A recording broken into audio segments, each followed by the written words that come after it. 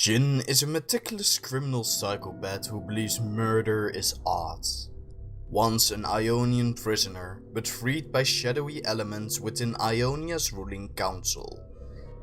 The serial killer now works as their cable's assassin, using his guns as his paintbrush. Jhin creates works of artistic brutality, horrifying victims and onlookers. He gains a cruel pleasure from putting on his gruesome theater, making him the best choice to send the most powerful of messages: terror. For years, Ionia's southern mountains were plagued by the infamous Golden Demon. Throughout the province of Jhin, a monster slaughtered scores of travelers and sometimes whole farmsteads, leaving behind twisted displays of corpses. Armed militia searched the forest, towns hired demon hunters. Wuju masters patrolled the roads, but nothing slowed the beast's grisly work. In desperation, the Council of Jhin sent an envoy to beg Great Master Kusho for help. Upon hearing of the region's plight, Kusho feigned an excuse for why he couldn't help. But a week later, the Master, his son Shen, and Star Apprentice Zed disguised themselves as merchants and moved to the province. In secret, they visited the countless families emotionally shattered by the killings, dissected the horrific crime scene, and looked for possible connections or patterns to the murders. Their investigation took 4 long years and left the 3 men changed. The famous red mane of Kusho turned white. Shen, known for his wit and humor, became somber, and Zed, the brightest star of Kusho's temple, began to struggle with his studies.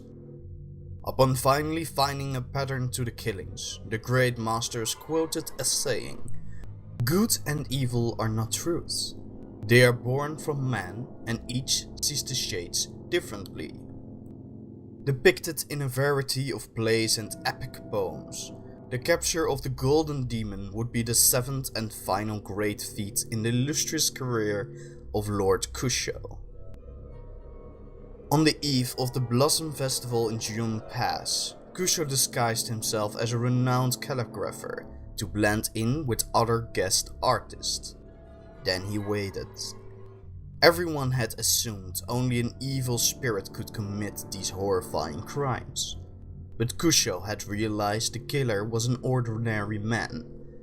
The famed Golden Demon was merely a stagehand in Jhin's traveling theaters and opera houses, working under the name Khada Jhin. When they caught Jhin, young Zed marched forward to kill the cowering man, but Kusho held him back.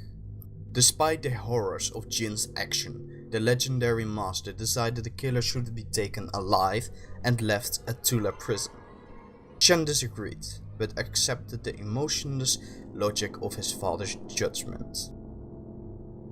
Zed, disturbed and haunted by the murder scenes he had witnessed, was unable to understand or accept this murder. And it is said, a resentment began to bloom in his heart. Though imprisoned in Tula for many years, the polite and shy Khada Jhin revealed little of himself. Even his real name remained a mystery, but while a prisoner, the monks noted he was a bright student who excelled in many subjects, including smithing, poetry, and dance. Regardless, the guards and monks could find nothing to cure him of his morbid fascinations. Outside the prison, Ionia fell into turmoil as the Noxian Empire invasion led to political instability.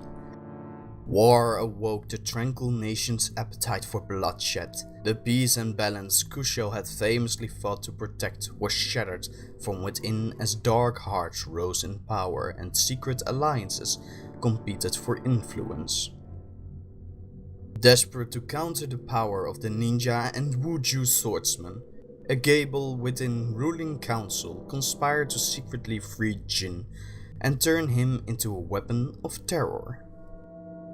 Now, with access to the Kashuri armory's new weapons and nearly unlimited funds, the skill of Khada Jhin's performances has grown. His work has brought fear to many foreign dignitaries and to Ionia's secret political underground.